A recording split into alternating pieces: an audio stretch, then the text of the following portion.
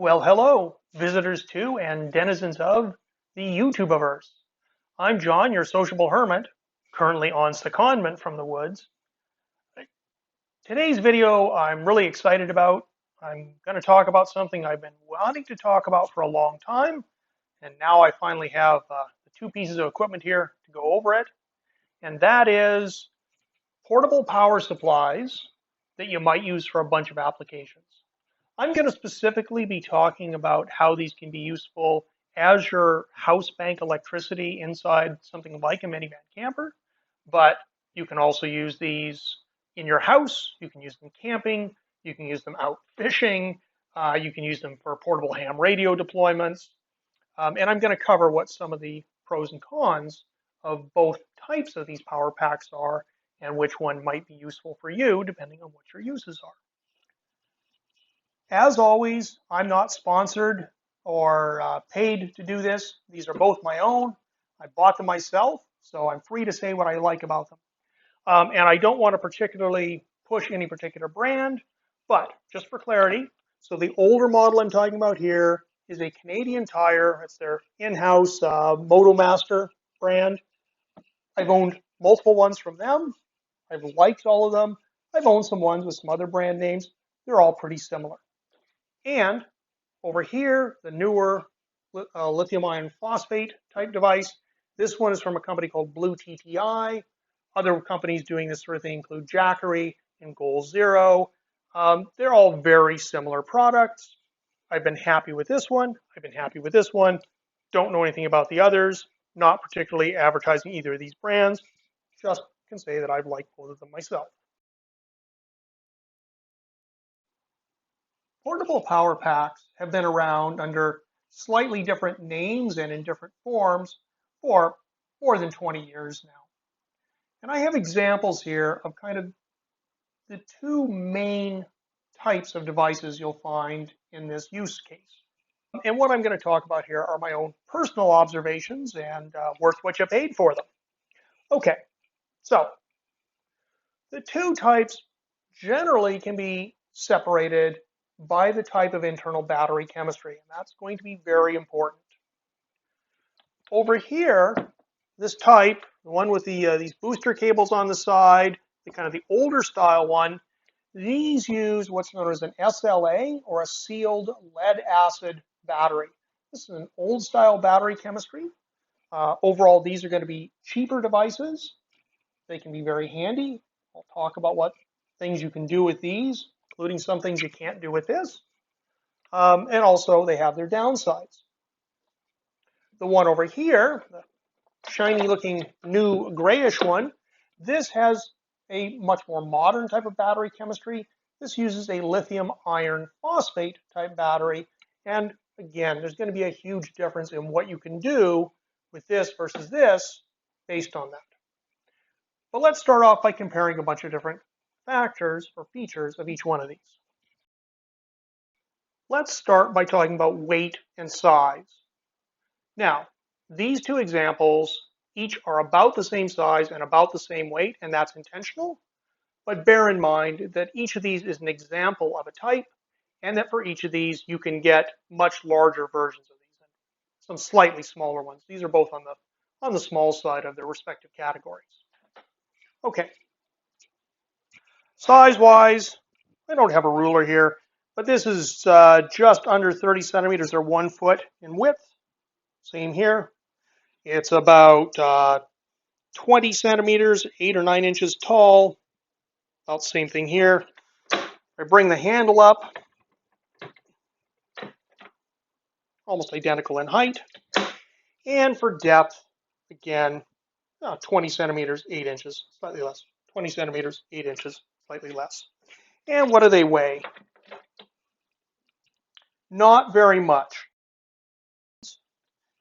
And that's probably about the same there. Okay. So very similar sizes and weights. They'll fit very nicely inside your, in my case, they'll fit down underneath the bed of my minivan with the ports sticking out where I can easily access them, or inside your tent or under a corner of your desk at home. So we know these are about the same size and weight, but the first important question is, what's their electrical capacity? How much can they store? And we start running into some big differences there, but also a terminology issue. Storage can be described in terms of amp hours, which directly describes a battery at a known voltage and the amount of current it can supply, with some caveats on that we'll get to as well. Or we can talk about it in watt hours. Watt hours is an easier way to compare different devices and systems because it is a uniform power rating and it's how much power the system can deliver. I'm going to be using both, but most of the time I'm going to come back to watt hours in describing these. Having said that, the newer one, this one over here, has a capacity of about 268 watt hours, just under 300 watt hours. The one over here, now this has, I'm going to have to do a conversion here, this has about an 8 amp hour 12 volt battery in there. Now that means that'd be 8 times 12 is 96 watt hours capacity. So 96 watt hours versus 268 watt hours for the same size and weight. Okay, however, it's not quite that simple. Battery capacities are actually given at what's known as a C/10 discharge rate. What does that mean? It means what is the steady discharge rate that would run it down at 10% an hour. Why that matters is because if you have a heavier discharge rate, the battery chemistry cannot keep up with demand, and you will get less than the amount of time you would expect. Conversely, if you have a very slow drain, the battery chemistry can keep up with that, and you'll actually get more than that C/10 discharge rating. So when I say this is 268 watt hours, essentially, again, that's kind of assuming that you're pulling a steady load of around 27 watts. And when I say this is 100 watt hours, that's around assuming you're pulling around 10 watts. Okay. Second issue goes back to the chemistry. Remember, this is a sealed lead acid. Sealed lead acid batteries really do not like being discharged beyond about 50% capacity. You can do it, but you do run risk of sulfation. You will age the battery significantly. It's really not recommended. So for regular use, the 100 watt hour capacity of this is really functionally only about 50 watt hours. By contrast, lithium iron phosphate batteries, you can certainly go down to 20% state of charge without any issues, and you can draw them almost right down to zero as long as you don't do it too often, and they are pretty resilient for that. So this 268 watt hours is more like 240 without any big issues, 220-ish, 240-ish, but you can probably go pretty much right up to that 260 if you're running, 1/10 capacity load without any big deals. So, same size, same weight, 268 watt hours available, let's say, versus about 50 real watt hours available. So this one over here, the newer one, the lithium iron phosphate battery system, for the same size and weight, has about 6 times the functional storage capacity. 6 times is a big difference. The next thing to think about is battery life. How many cycles can you get out of these? So with this style, a sealed lead acid, if you're heavily discharging that, if you go past that 50%, you're really going to shorten its life. If you take it down to the 50% range routinely, you'll get a few hundred cycles out of that. Depending on how heavily used this, you might get a year or 2 years of use. Think 100, 150 cycles. Over here, lithium iron phosphates, this is rated for 80% capacity, 80% of original capacity at 2,000 cycles. So 80% functionality at 2,000 cycles, probably pretty much dead at 200 cycles, okay?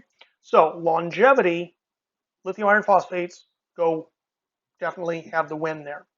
Now I will, as an aside, say if you have one of this style, replacing the battery is a pretty easy do-it-yourself job.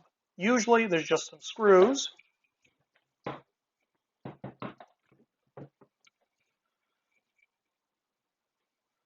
These screw holes around the back of these sort of power packs.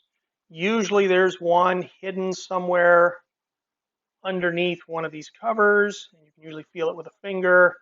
Yep, it's right there. There's a hidden one right there. And that tells, if you do that, that tells them you've opened the case if you try to take this in for warranty. But you can just unscrew these. You can buy a replacement SLA battery. They usually just slide on with spade lugs. And they are a pretty easy replacement, and the batteries are actually fairly cheap. But still, you're looking at doing that every 150 to 200 cycles. With this one over here, with 2,000 cycles, by the time you've done 2,000 cycles with this, there's probably something, there's probably nuclear reactors this size you can put in your minivan. So you're not likely going to be looking at replacing those batteries. Okay, let's talk about outputs. We'll start off over here. You'll see that we have a 12-volt cigarette lighter type output. We have a USB output, and we have a single 110 AC output with an inverter. Okay, so we can get 110 AC if we switch it on. We can get USB out. We can get 12 volt out. This one as well has these jumper cables. So that's another form of output and actually a form of input. We'll get to that. Bigger ones will have usually more. They'll have 2 or 3 of your USB and your AC ports. Okay. And now let's look over at, if we look at the newer lithium iron phosphate one, we can see that we have for DC out, first off, DC and AC out are switchable independently on here. But for DC out, we have same thing, cigarette lighter port. We have 2 coaxial type ports, so you can design or buy a coax adapter and feed that out to whatever sort of device. You have 2 USB-A type outputs. And interestingly, this one also has a USB-C. USB-C is used for a power delivery system as well as for data. Those are usually referred to as USB-C PD cables. They'll internally contain information on the voltage that they want. And this will supply USB-C up to 100 watts. So fast charging on some kinds of smartphones, tablets, devices like that. Okay. And then for AC out, we have 2 120 volt AC outputs. Capacity of the outputs is also important. This one has a 120 watt inverter. Okay. So you can run a 60 watt, a 90 watt, in theory up to a 120 watt device, and most of these will handle slightly over the rating for a few seconds. So 120 watts would be, let's say, able to hold that for like 5 minutes. But if you had something that pulls 140 watts instantaneously at startup, this would probably do just fine. Okay, and certainly if you're running something in the 100 watt range, this should be very good. It's also, in this case, this is a modified sine wave. It's not a perfect sine wave output. Most stuff doesn't care too much about that. The lithium iron phosphate, the newer style device, has a 600 watt AC output. And I'm going to come back to why that particular number is very important for me. It's also pure sine wave. I'm not too excited about pure sine wave, but it's a nice feature if you can get it. Okay, why is 600 watts important? Here's why 600 watts matters. I said I'm primarily looking at this as a device to have electrical power in my minivan, and one of the things I want to be able to do in bad weather conditions is run electric cooking devices inside the minivan, so I don't have to go out in the rain and use the aft galley configuration and stand out there and get wet and cold. Cooking devices like this are available at the 600 watt range. In fact, this one has a 300 watt setting and a 600 watt setting. I also have a small electric kettle, which is 600 watts. Those devices can all be powered off of this. We'll talk in a little bit later about how long you can power them, but the point is they will run on here. They will not run on there. Okay, so 600 watts output, if you're going to try to run cooking devices, is important. I don't know what you're going to try to run with yours, but do figure out what your load is and try to get ideally something with about 10 to 20% capacity above that, but at least it has to meet your needs. So this is bare minimum for running 600. It's great for 300. It's good enough for what I need to do.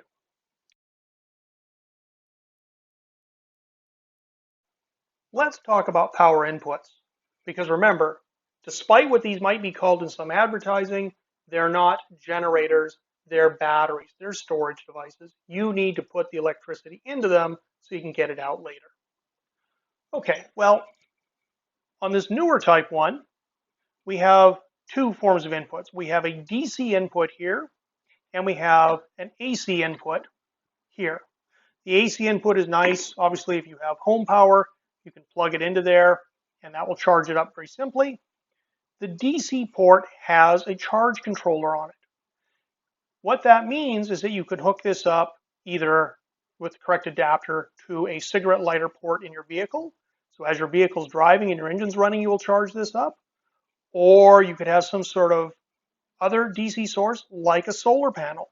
This type over here, and this is common on most of these that I've owned, have a single input port, and that's right here.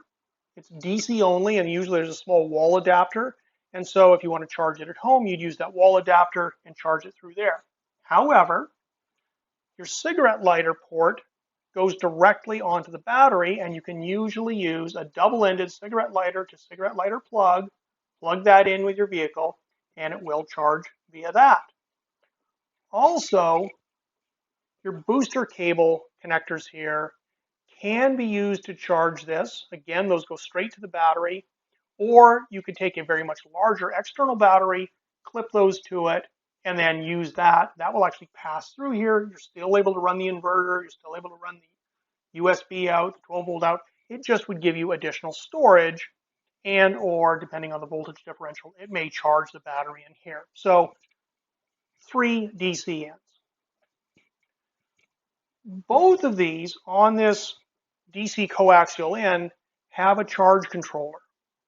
The charge controller means that you can hook up something like a solar panel within certain parameters, and that is a really handy way in the field to charge these. But it's important you understand the limitations. There will be both a maximum wattage for the panel and a maximum current. Small ones like this really only handle things up to about, say, a 30 watt or maybe a 50 watt panel. I'm not sure. I don't have the manual for this one in front of me. I know I have used this with a portable 30 watt panel, and it's worked great. And I've used its bigger brother with a portable 30 watt panel a couple of times, and it works really well. Over here, I can tell you this is rated for 200 watts of solar, not to exceed 8.5 amps. Now, here's the caveat. I'm going to be really careful. If you go out and buy a 200 watt 12 volt solar panel and plug it in there, you will destroy this. Yes, it's 200 watts, but 200 watts at 12 volts is nearly 17 amps, and this is capable of handling an 8.5 amp current.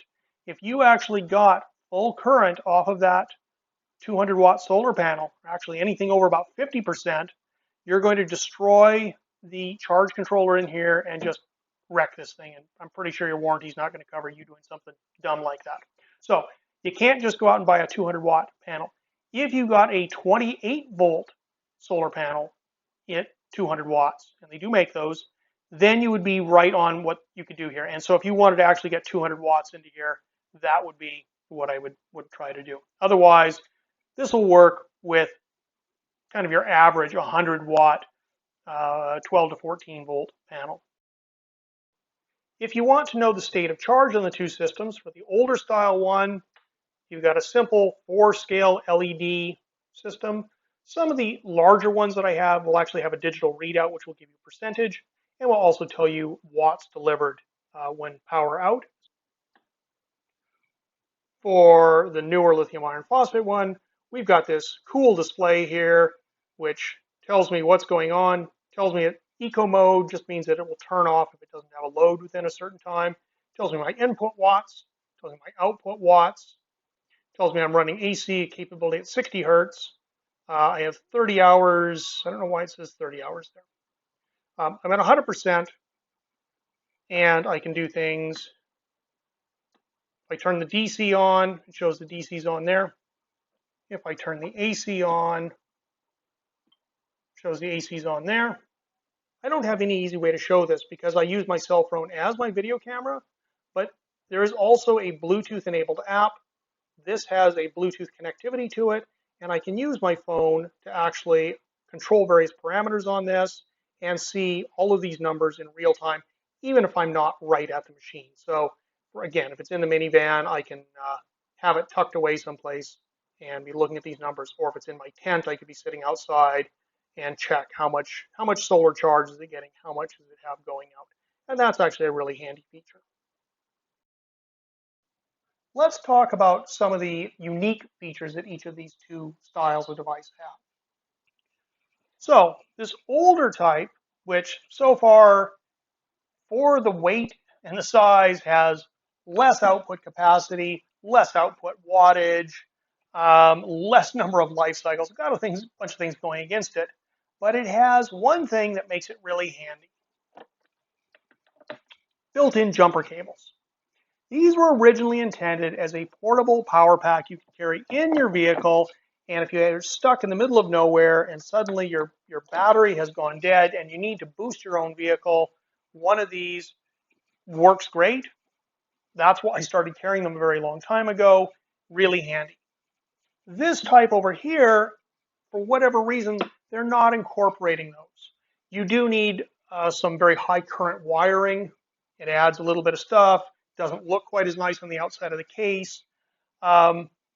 You could use this with something like a battery charger off the AC ports to top up the battery. So there are ways to use this indirectly with some other accessories to start a dead vehicle. But with this, it's easy. You plug the clips on. There's usually a switch. I'd have to check. Yep, this one has the magic high current switch over there. You throw that switch over, hit your starter, and off you go. Okay, so big plus on here, booster pack. Some things that this one has that you don't have on here. Well, first off, just kind of a nice touch, but there is a wireless charging port here. So you can have this, again, say in your minivan, in your tent, or even at home in a scenario I'm going to talk about in a moment. And you could just put your phone on there if it's got wireless charging, and your wireless charging is handled. Why would you maybe do that at home? What could you do with this at home? Well, this has a very neat feature. If you plug this in to the house wiring here, you can put this into a mode where it acts as a UPS, an uninterruptible power supply. In other words, you could plug this into the wall, you could plug your computer into it on the AC side, put the AC on, and now if you have a brownout or if your power goes out completely, this will seamlessly fill in and keep producing power. Your computer won't even see that.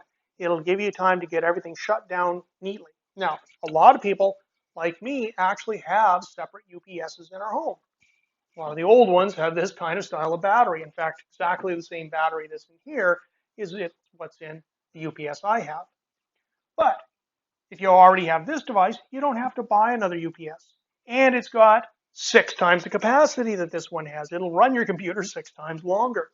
So you could, even if you got this for use in your minivan or camping or whatever, it's handy to use at home all the time. You can keep it plugged in, and then you can also use this as your cell phone charging platform here, and so it's doing double duty. I don't know how important this is, but the battery chemistry comes up one more way. Lead acid, and that includes SLA batteries, can be charged in below freezing conditions. Below 0 Celsius, below 32 Fahrenheit, you can still charge this. Okay? Lithium iron phosphate batteries should not be charged below freezing. And good ones, I don't know if this one has it. I haven't checked in detail. But really good ones, the battery management system will have a temperature sensor. It will not even allow it to try accepting a charge below freezing. And really fancy ones actually have heater coils So if you try to put a charge in, it'll actually heat the batteries up to freezing and then start charging them. But all of those are a bit of a nuisance. How realistically is that going to be a problem? Well, I don't plan on letting my minivan go below freezing while I'm in there most of the time.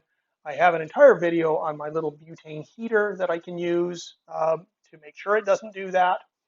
Uh, but if you're going to set this up someplace, like let's say in a tent, and you're out winter camping, and you're going to just plug a solar panel in, and it's going to be sub-zero, this one will work in that condition.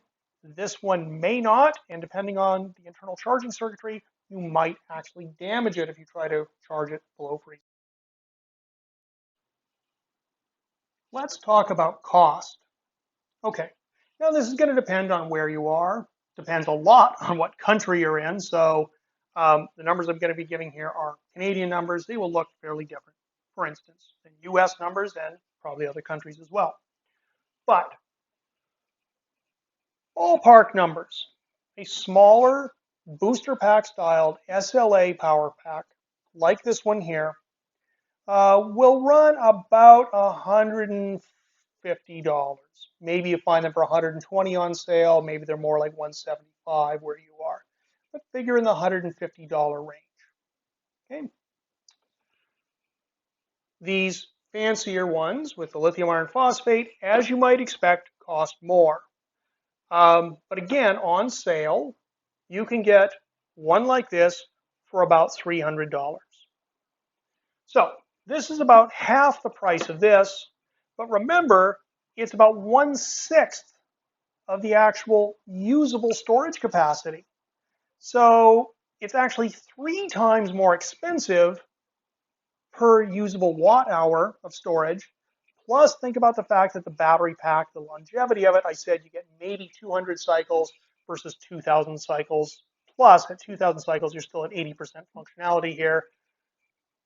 This, if just bottom line cost is your only objective and you have a low power use application, for instance, I've run QRP ham radio gear that runs like 15, 20 watts. I can run it off the cigarette lighter port. I can run a small 30-watt solar panel into this, plug this in, and then later in the day I can charge my phone off that USB port. And I did that for years with this. I was happy with it. It was 150 bucks, give or take, and it worked great for that application. But I couldn't do any cooking, and I was limited to how many hours I could run the radio. I go to this one, I'm going to pay about twice as much, and even that's on sale, 2.5 times as much up front, but I'm going to get 6 times the storage capacity. I get 600 watts out, so now suddenly I can do things like running cooking devices inside the minivan, and same thing, I can hook a solar panel in, but for the same ham radio type system, I could run days and days and days off of this versus about 1 day off of this. So depending on what your use case is, maybe the cheaper one is better, but you're actually paying more for what you get out of it. In terms of economics, what do you get for what you paid for? These newer ones are better. Okay, well, I hope that was a bit of an overview of these things. You've got an idea of some of the differences of the chemistries between the SLA and the lithium iron phosphate give you in terms of number of cycles, discharge depth, output capacity, and for the same sort of size and weight, you see what you can get in one versus the other. Both of these have use cases. I've used this and other variants of this, bigger, mostly slightly bigger ones, for almost 20 years. They've been really handy. I've always kept one even in my house as a way to charge my cell phone and do some basic stuff if the power goes up. Right now, for me, I'm definitely migrating much more towards this style just because of the more storage capacity per dollar I invest, better longevity, more options in terms of type of power output and what I can run with it. But they're both useful devices. Maybe one of them will be useful for you in your minivan or your tent or your ham radio setup or just sitting around your house as a power backup. I hope that was of some use. And until next time, this is John, your social hermit, saying goodbye.